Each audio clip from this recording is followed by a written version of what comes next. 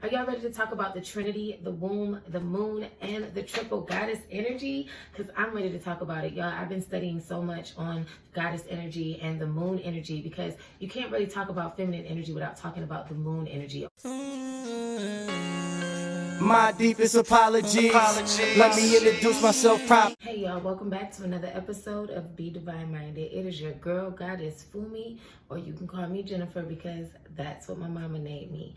So today's video is going to be about the moon, the womb, and the three Orishas. When I talk about the three Orishas, I'm really talking about the triple goddess archetypes. I'm doing the series on the goddess archetypes. I really just realized how everything that I'm learning about relates to everything that I've learned. This has been raised on religious systems that's been based on patriarch ideologies. If you're like me, then you've been raised as a Christian, or you've maybe studied Islam, and both of those main really popular religions are based on a patriarch mindset. This is where the problem is. This is where I believe that so many women have so many insecurities, and we just really don't know who we are or understand our energies or our emotions and just our cycles of transformation. I think that it's important for me to do this series talking about the different aspects and the different archetypes of the goddess energy, because in my journey it has helped me so much in learning myself and understanding my cycles and my emotions. If you haven't already, make sure you like this video and subscribe to the channel, because I have other videos where I talk about,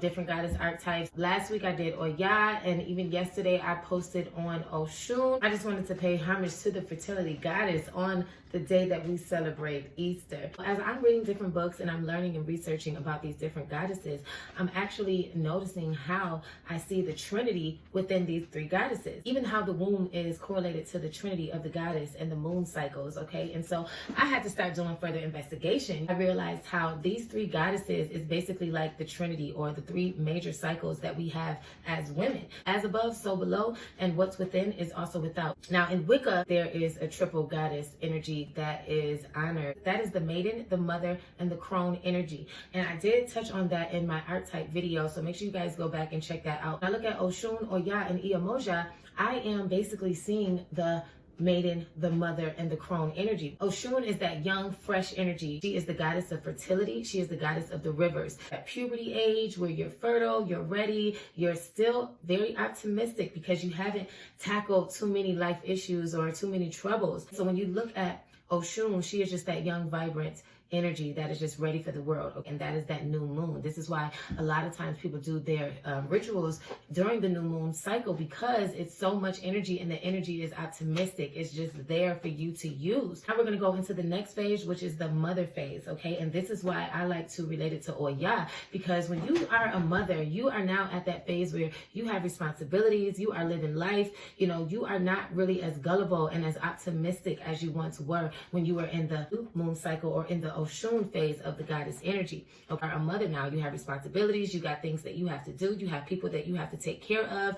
A lot of times you are not only taking care of your children, but also your husband and maybe even your parents. Oya is the protector of women, and she might have a little bit of anger in a sense because of how maybe she was manipulated or treated during her Oshun or her new moon phase. Now we're going to go to the last cycle. You have the half moon phase going even brighter into the full moon phase. That full moon phase is the end of the moon cycle, and that is where you will find your Crone energy. Iyamoja is more that Crone energy, because Iyamoja is like that grandmother, that nana, the one who is there to help you raise your children and be that mother figure. She is the one that helps other Orishas raise their children. She is the mama, and she is the goddess of the ocean. Okay, so now you see how all of these goddesses have water elements, but they're all at different cycles. You can even relate this to the three phases of water: gas, liquid, and solid, okay? But we're not even going to get into all that in this video. Just know that the moon and water is all feminine energy. You can't have life without it. These are a list of things that I wrote down when I was preparing to make this video, and I want to read it because I don't want to miss anything. So when you look at Oshun, you have eggs, you have water, you have fertility and puberty. It's very optimistic, and that is where you have your new moon. That is when you are growing. You're going into that crescent moon cycle, that new life. She is the goddess of rivers. And she is the start of a new cycle, okay? And so going to Oya, this is where, you know, she is the releaser of unnecessary fluid. So Oya, she brings in the new and out with the old. I related her to the womb by Oya is the one who basically regulates your menstrual cycles, you know, and you can even look at that when it comes to emotions. She might be a lot more pessimistic because of her experiences, and she's not so open-minded and gullible. So she's thinking, you know, she has responsibilities. So she just can't go on like Oshun and just be going about her day being happy and blissful and trying new things, you know. Oya has responsibilities. So she is the mother. All right, so Iemoja, now she is basically all of the cycles coming together as one. She is that grandma energy. She is that energy where, you know, I'm going to be there to help you raise your children. But Iemoja is very deep, just like the ocean, okay? And she is still a water element, but she is more like all the water coming together, the rivers, the lakes, the storms, all of the water coming together into this wise woman, which is also the third element of the triple goddess, that crone energy, that wisdom, that also when she's in her full moon state, is reflecting all of that energy and that knowledge from the sun. And you see that when you see like a wise woman or a grandmother, you know, she has all of the energy that she's reflecting from either her husband or the masculine energy that she has learned to balance within her life, and all of the experience that she's had and raising children and having children, and, you know, just being there for her daughters and her granddaughters, and, you know, learning from her sisters. And now she is at her full moon state, and she is wise and she is respected just like the womb as a whole, okay? Just a little bit of information that I found in some books pertaining to this video that I thought would be cool. So when we're talking about the maiden, you know, the maiden goddess signifies youth. In this aspect, she symbolizes innocence, hope, joy, curiosity, flexibility, and courage. Maiden goddess is Oshun energy. So the mother goddess signifies maturity, and her attributes include fertility, creativity, nurturing, comfort, abundance, strength, confidence, and power. The book right here speaks of Iemoja and Oshun as the mother. And that's the one thing about it. You see, even the confusion of how so many different references that you can look to have different placements for each of these energies, you can see how it's still all connected, because at one point Oshun was in that energy of the new moon, and she grew to be in that energy of Oya and then Iemoja. As women, we go through these cycles. You know, there was a time when I was young and dumb and, you know, just didn't know which way to go. And now I am in my mother phase where I am able to kind of learn from all the mistakes that I made when I was in my new moon or my Oshun energy, and, you know, apply it to me now as I have my responsibilities and I'm raising children and I'm following my dreams. And it would have been a lot easier to follow your dreams when you're in that new moon or Oshun state. But a lot of us have so many blockages that we don't even know who we are. We don't even know what our dreams are. We don't know which way we're going still, even in our mother phase. So that's why I think it's super important for me to do this series on the goddess energy, because it's super important. If we're not healed, if we have all these blockages, how can we possibly be the best woman that we can be? Then we try to get into relationships and we don't even know who we are as feminine physical beings. All right, so the crone energy is who I look at as Iemoja. The crone signifies the years after menopause. In some traditions, a woman is considered a crone after she experienced her second Saturn return, usually about age 58. When you think about the Trinity, I remember when I was studying the Bible and I was wondering, where is the feminine aspect of God?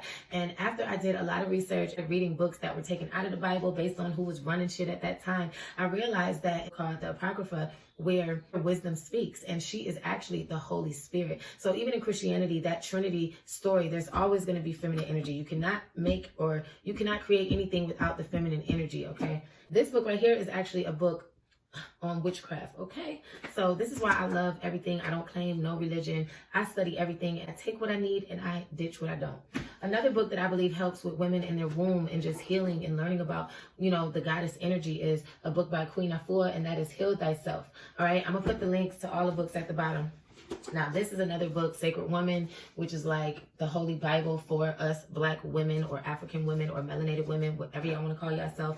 Sacred Woman, it has a bunch of different exercises on how you can use herbs, different prayers, different, you know, womb circles and all of that. Okay, one which is more based on the Voodoo tradition, and this is called Jambalaya. It has different spells and different things that women can use for their home and healing themselves and their family.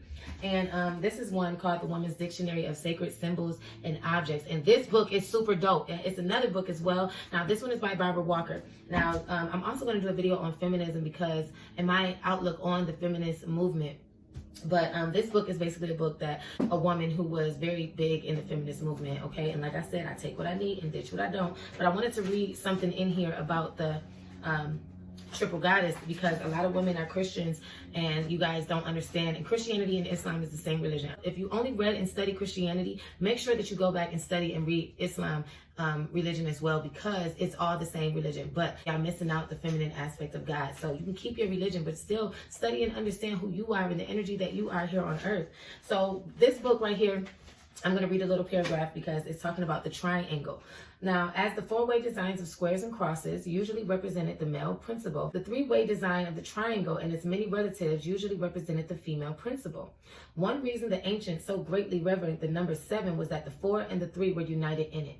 The goddess was the original Trinity, for most of her oldest manifestations had 3 aspects: the classical virgin, the mother, and the crone. All 3 were the same individual, just as each woman is one, even though her life encompasses all 3 states of persona. The triangular goddess existed even for early Christian Gnostics who worship her as the female Protonia, who had 3 names, although she exists alone since she is perfect. Yes, the goddess energy is very perfect in her all-over-the-place nature. So I'm going to read one more little paragraph. In Christian Gnostic literature, there was a holy trinity of Marys who stood by the tree of God's sacrifice as the 3 Marys stood by Jesus' cross. Gnostic scriptures agree that the 2 of them were Mary, his mother, and Mary Magdalene, his girlfriend. Well, this book say his companion, but the 3rd Mary remained mysterious. She was called his sister in one sentence and the sister of his mother another sentence. No one really knew who those Marys were, but it was traditional for them to be present.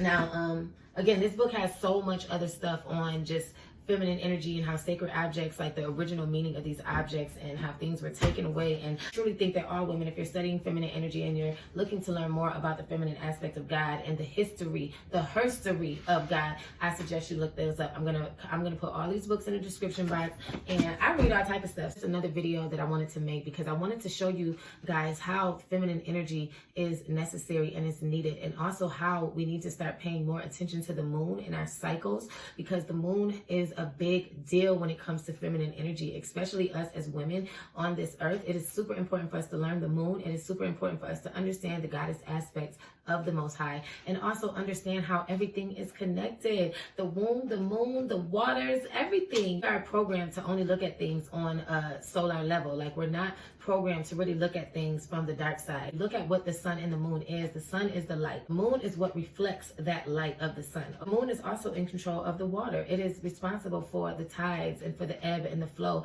of the waters. Even most of us, when it comes to astrology, everyone wants to know our sun sign, but very rarely do people look at their moon sign. And the moon sign is the inner part of who you are, and that is the difference between masculine and feminine energy as well, because the sun is masculine and the moon is feminine.